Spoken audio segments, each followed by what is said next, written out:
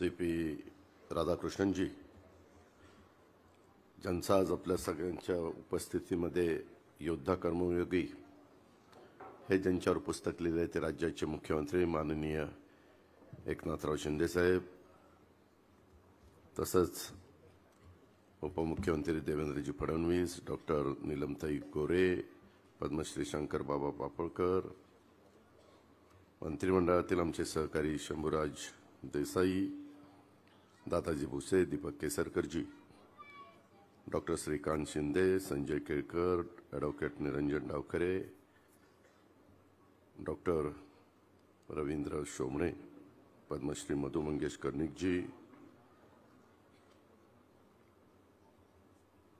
आनंद परांजपे, नजीब मुल्ला, प्रमोद हिंदूराव, ज्यांनी आपल्याला सगळ्यांना निमंत्रण दिलं ते मंत्रिमंडळातील आमचे सहकारी उदय सामंतजी, प्रताप सरनाईक, रवींद्र फाटक, नरेशजी म्हस्के, मीनाक्षीताई शिंदे, संजय मोरे, विलास ठुसे, नमिता कीर, सान्वी ओक, राजन बने, सुदेश हिंगलासपूरकर, सर्व जमलेले प्रतिष्ठित नागरिक, बंधू भगिनी, पत्रकार मित्र आणि माझ्या तरुण मित्रांनो, आज एक आगळा वेगळा कार्यक्रम तुमच्या माझ्या महाराष्ट्रामध्ये होतोय, ठाण्याच्या परिसरामध्ये होतोय आणि त्यांना महामहिम राज्यपाल महोदयांनी राज्यपाल पदाची जबाबदारी स्वीकारल्यानंतर पहिलाच कार्यक्रम होतोय तो मुख्यमंत्र्यांच्या योद्धा कर्मयोगी या पुस्तक प्रकाशनाचा आणि त्याला महत्त्वाचं श्रेय जातं ते प्राध्यापक डॉक्टर प्रदीप ढवळ आणि डॉक्टर अरुंधती भालेराव यांना. कारण कुणीतरी पुढाकार घ्यायचा असतो, कुणीतरी त्याच्यामध्ये स्वतःला झोकून द्यायचं असतं, त्यावेळेस एखादा अशा प्रकारचं पुस्तक हे तयार होत असतं. त्याच्यामध्ये जरूर या आजच्या पुस्तक प्रकाशन कार्यक्रमाचा योग जुळून आणणारे मंत्रिमंडळातील आमचे सहकारी उदय सामंतजी आणि त्यांच्या सर्व सहकाऱ्यांचं देखील मी सुरुवातीलाच मनापासून अभिनंदन करतो. आणि मुख्यमंत्री एकनाथराव शिंदे साहेबांचा जीवन प्रवास शब्दबद्ध करणाऱ्या कोकण मराठी साहित्य परिषद, शारदा एज्युकेशन सोसायटी, ग्रंथाली प्रकाशन आणि या पुस्तकाचे लेखक डॉक्टर प्रदीप ढवळ आणि डॉक्टर अरुंधती भालेराव यांचंही मी मनापासून अभिनंदन करतो. ह्या ठाण्याच्या ऐतिहासिक नगरीमध्ये खूप काही आजपर्यंत घडलेलं आहे आणि त्याच्यातून एका शेतकरी कुटुंबातला मुलगा हा या परिसरामध्ये येतो काय, कामाला सुरुवात करतो काय, त्याच्यानंतरच्या काळामध्ये नगरसेवक होतो काय, 2004 साली विधिमंडळामध्ये आमदार होतो काय आणि त्याच्यानंतर मागं वळून न बघता सातत्याने यश हे त्यांना त्या ठिकाणी मिळत जातं काय. अर्थात तुमच्या सगळ्यांचे आशीर्वाद होते, तुमच्या सगळ्यांचा भरभक्कम पाठिंबा होता, त्यांचे स्वतःचे कष्ट होते, त्यांची जिद्द होती, त्यांची चिकाटी होती. म्हणूनच एकनाथरावजी शिंदेंच्या रूपाने हे सगळं आपल्याला सगळ्यांना बघायला मिळालं. तसं बघितलं तर माझ्या माहितीप्रमाणे देवेंद्रजींची टर्म 99ला सुरू झाली, त्याच्यामध्ये एकनाथरावांची 2004ला सुरू झाली. ह्या सगळ्यांच्या मध्ये विधानसभेमध्ये सिनियर मी आहे. मी 90ला बॅचचा आहे, हे बाकीचे सगळे माझ्या मागचे आहेत, परंतु सगळे माझ्या पुढे निघून गेले, मी मागच राहिलोय. मित्रांनो, गमतीचा भाग जाऊ द्या. शेवटी ज्या त्या गोष्टी ज्या त्या वेळेस घडत असतात. मी गमतीनं काहींना म्हणालो, अरे तुम्ही ज्यावेळेस एकनाथराव शिंदेंना सांगितलं तुम्ही जर आला इतके आमदार घेऊन तर मुख्यमंत्री करणार, मला सांगायचं मी तर सगळी पार्टीच आणली असती. काय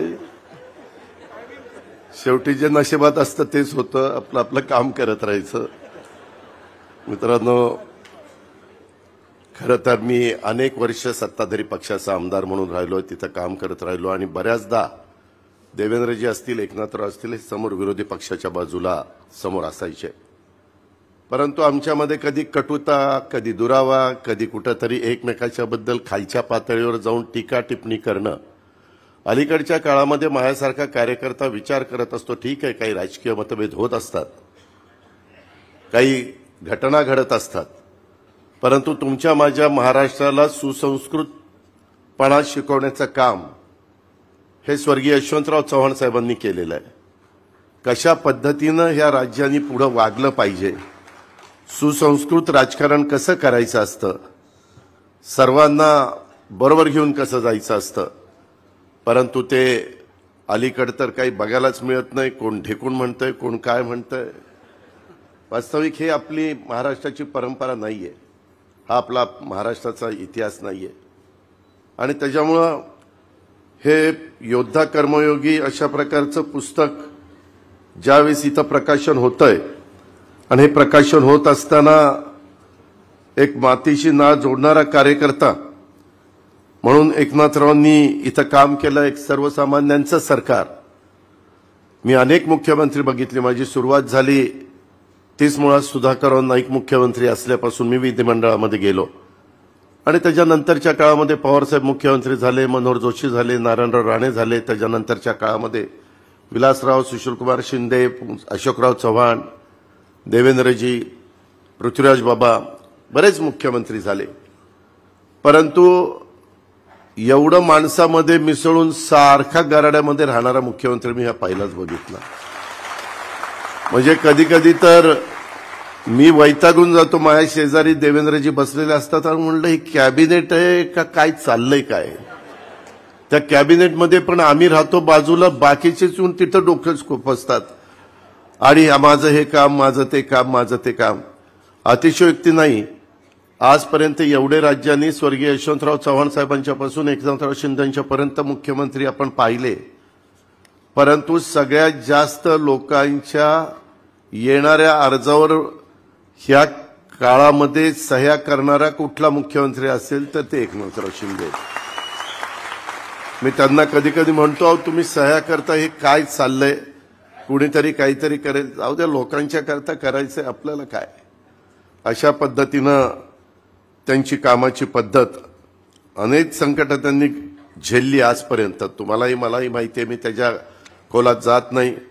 प्रत्येकाच्या आयुष्यामध्ये काळाच्या नियतीच्या पुढे तुमचं माझं काही चालत नाही.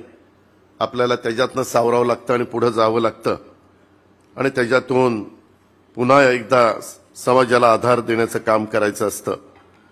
आज राज्याचं प्रमुखपद सांभाळत असताना देखील आमच्या सातारा जिल्ह्यामध्ये दरे या मूळ गावी ते सातत्याने जात असतात. त्याच्यामध्ये तिथल्या शेतीत, तिथल्या मातीमध्ये काम करताना त्यांचे व्हिडिओ, त्यांचे फोटो आम्ही सातत्याने मीडियामध्ये बघत असतो. मला सुद्धा शेतीची आवड आहे. तुम्हाला खोटं नाही सांगत, मी बारामतीला जातो तेव्हा पहाटे 6ला मी माझ्या शेतामध्ये चक्कर मारायला जातो.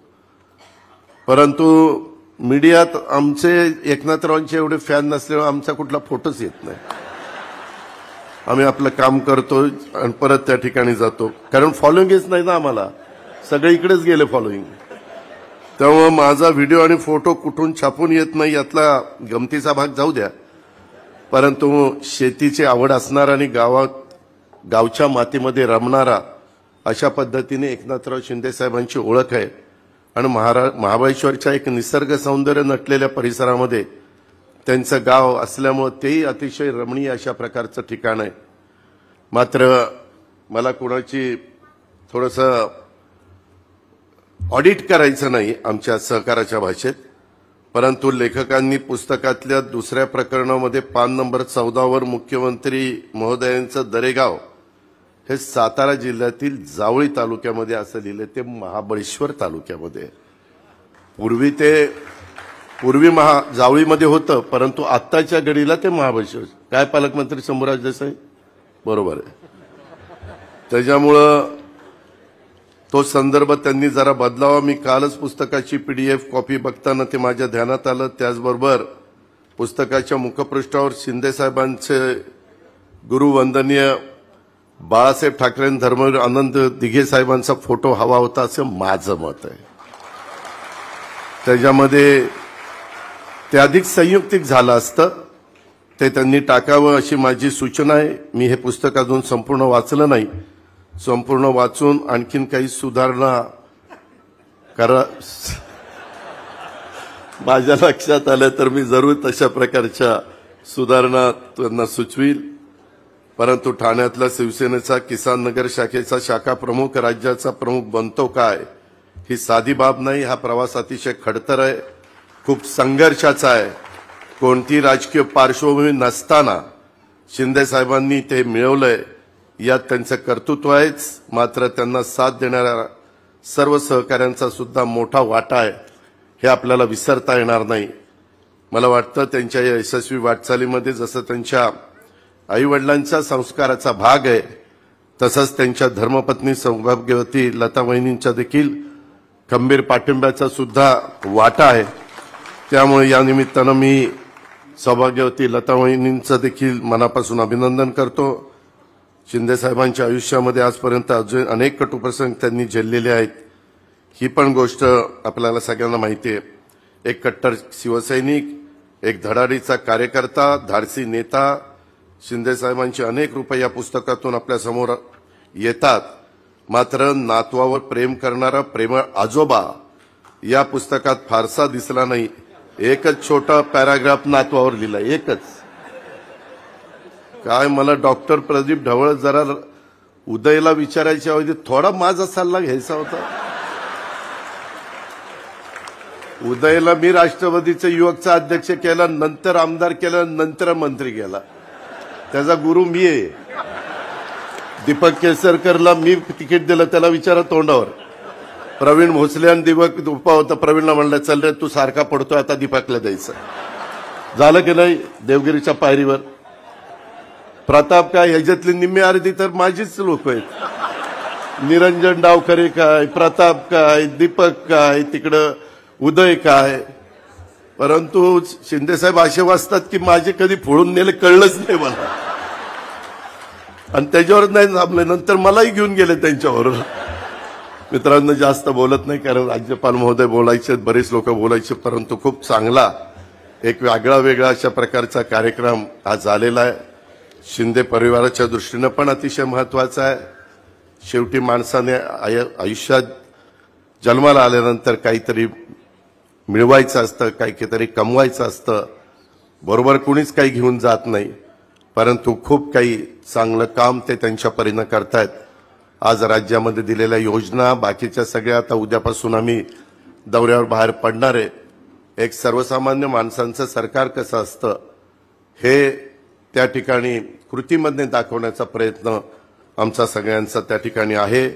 आणि त्याच्यामध्ये आज योद्धा कर्मयोगी हे एकनाथराव शिंदे साहेबांच्यावर लिहिलेलं पुस्तक प्रकाशनाच्या कार्यक्रमाला मला उपस्थित राहण्याची संधी मिळाली, त्याबद्दल मी उदयचं आणि त्यांच्या सगळ्या टीमचं मनापासून अभिनंदन करतो, कौतुक करतो। त्यांना पुढच्या वाटचालीच्या शुभेच्छा देतो। असंच इतरांच्यावर पुस्तकं लिहावीत अशाही प्रकारची सूचना त्याला करतो। थांबतो। जय हिंद, जय महाराष्ट्र।